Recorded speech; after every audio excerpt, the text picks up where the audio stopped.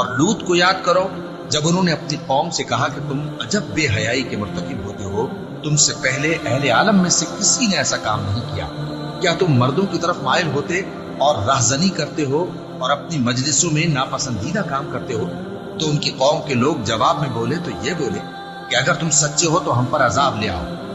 لوط نے کہا کہ اے میرے پروردگار، ان مفسد لوگوں کے مقابلے میں مجھے نصرت عنایت فرما۔ اور جب ہمارے فرشتے ابراہیم کے پاس خوشی کی خبر لے کر آئے تو کہنے لگے کہ ہم اس بستی کے لوگوں کو ہلاک کر دینے والے ہیں کہ یہاں کے رہنے والے نافرمان ہیں۔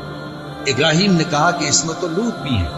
وہ کہنے لگے کہ جو لوگ یہاں رہتے ہیں ہمیں سب معلوم ہے، ہم ان کو اور ان کے گھر والوں کو بچا لیں گے بجز ان کی بیوی کے کہ وہ پیچھے رہنے والوں میں ہوگی۔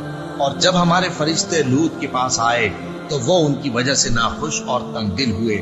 فرشتوں نے کہا کچھ خوف نہ کیجیے اور نہ رنج کیجیے، ہم آپ کو اور آپ کے گھر والوں کو بچا لیں گے مگر آپ کی بیوی کے پیچھے رہنے والوں میں ہوگی۔ ہم اس بستی کے رہنے والوں پر اس سبب سے کہ یہ بدکرداری کرتے رہے ہیں آسمان سے عذاب نازل کرنے والے ہیں، اور ہم نے سمجھنے والے لوگوں کے لیے اس بستی کی ایک کھلی نشانی چھوڑ دی۔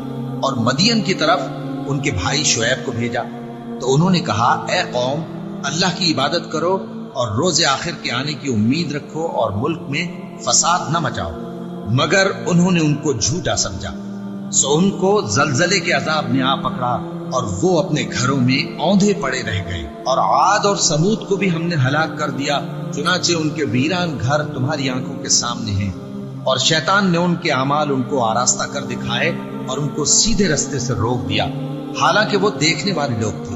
اور قارون اور فرعون اور حامان کو بھی ہلاک کر دیا، اور ان کے پاس موسیٰ کھلی نشانیاں لے کر آئے تو وہ ملک میں مغرور ہو گئے، اور وہ ہمارے قابو سے نکل جانے والے نہ تھے، تو ہم نے سب کو ان کے گناہوں کے سبب پکڑ لیا۔